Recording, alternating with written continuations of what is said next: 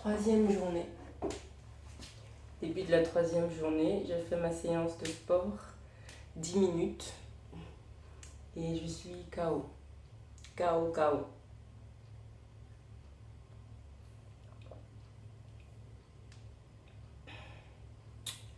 Ouais, 2 jours sans manger, c'est pas mal, hein, c'est pas mal.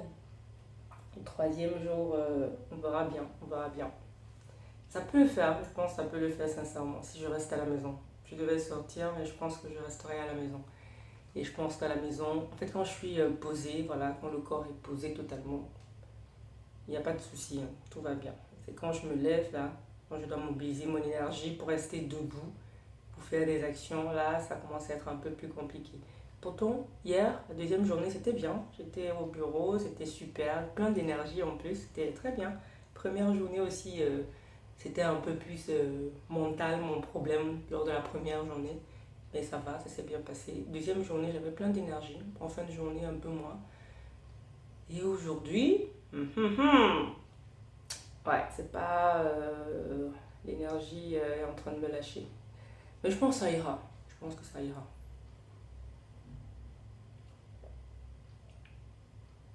Je pense qu'avec de l'eau uniquement, ça ira. Ouais. Donc, allez, go. On a dit quoi? 5 jours sans manger. Après, on commence avec des jus. Donc, si aujourd'hui passe, il restera que 2 journées. Je pense que ça se passera très bien. Allez, santé. C'est très intéressant parce que l'année dernière, quand j'ai fait ça, je sais pas, j'avais plein d'énergie pour partager mon expérience en fait. Je faisais plutôt plein de vidéos dans la journée pour dire comment je me sens et tout. Après, oui, c'était mon but aussi de garder une trace en fait de ce jeune-là. Et là, quand je regarde encore ces vidéos, je me dis, ah ouais, c'était dingue, hein? C'était dingue, j'étais vraiment KO, morte de chez morte dès le deuxième jour même. Et là, ça baigne quoi. Après, bon, c'est peut-être là, il y a de l'eau. La dernière fois, il n'y avait pas d'eau du tout. Peut-être ça change aussi la donne totalement. Ouais, là, il y a de l'eau quand même, peut-être ça qui fait la différence. Mais ouais, j'ai regardé mes vidéos, là, c'est... Pouf, la tête, c'était horrible, c'était horrible. Mais là, je pense que même mentalement, je suis plus à l'aise que la dernière fois.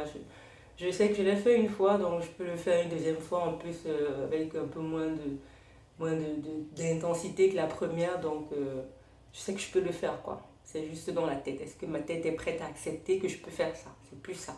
En fait, le corps en lui-même, certes, il est un peu fatigué, mais c'est pas comme s'il a faim. C'est pas vraiment j'ai faim. Non, c'est pas ça. C'est plus que, ok, je suis fatiguée, j'ai besoin de me poser, c'est tout.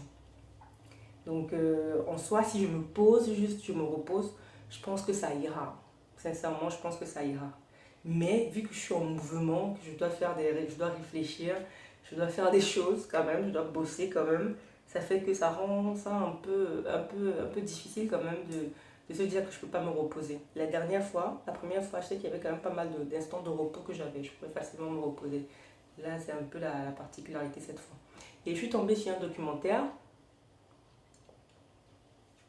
très sympa qui dit, bon, très sympa, je sais pas, mais qui disait en soi que quand tu jeûnes ou bien quand tu manges, la nourriture que tu manges, l'énergie de la nourriture, comment c'est réparti? Premièrement, c'est réparti en fait dans les mouvements physiques, c'est-à-dire te mouvoir, l'énergie de la nourriture, c'est réparti dans le mouvement en fait, dans le mouvement que tu fais tout le temps. Une deuxième partie de l'énergie, bon, c'est réparti à un certain pourcentage, hein, je ne sais plus quoi. Mais l'autre partie de l'énergie, c'est pour des réflexions. Donc pour mobiliser tes réflexions mentales et tout ça, pour réfléchir. Là, ton énergie, l'énergie du repas en tout cas, va un peu là-dedans. L'autre partie de l'énergie va aller du coup dans les membres. Je crois que c'est ça qu'il a dit, dans les membres. Et en gros, en fait, ce qu'il disait, c'est que pourquoi les animaux, en fait, eux, ils n'ont pas besoin d'aller chez les médecins, d'aller voir des médecins et tout. C'est que eux, ils ont un métabolisme, en tout cas, leur corps, dans les conditions dans lesquelles ils ont, ils peuvent aller chez les médecins, de toute façon, quand ils sont malades. Eux, ils vont utiliser quelle technique, en fait, pour se soigner? Tout simplement, quand ils sont malades, ils ne mangent pas et ils se reposent. Parce que quand ils ne mangent pas et ils se reposent, ça fait que le... déjà, ils ne mobilisent plus d'énergie l'énergie pour bouger. Et toute l'énergie qui reste, en fait, va aller directement dans les cellules régénératrices, en fait. Et le fait de ne pas manger, en fait que ces cellules vont se régénérer, en fait, un peu plus vite. C'est pour ça qu'il dit, bon, jeûne avec repos permet la guérison, en fait. En gros, c'est ça, vraiment. En gros, j'ai retenu que jeûne avec repos favorise la guérison des cellules mortes. En gros, c'est ça. Voilà. Donc, si tu es malade, tu jeûnes et tu guéris. En gros.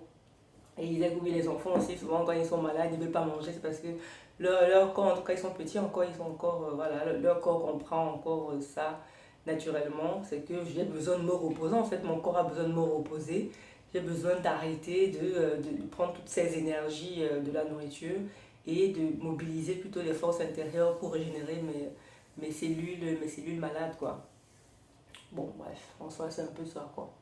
Et du coup, quand j'ai suivi ça, je me suis dit, mince, c'est dommage que je dois bouger, que je dois réfléchir pendant cette période parce que j'aurais profité effectivement pour bien me reposer et bien, voilà, soigner toutes mes cellules. Parce qu'en plus, là, j'ai mal au genou, pas mal au genou, j'ai des problèmes de genou façon là, je comprends pas d'où ça sort. Je comprends pas, j'ai du mal quand je grimpe les escaliers. Quand je monte les escaliers, ça craque, craque, craque. Je me demande, est-ce que je suis en train de vieillir?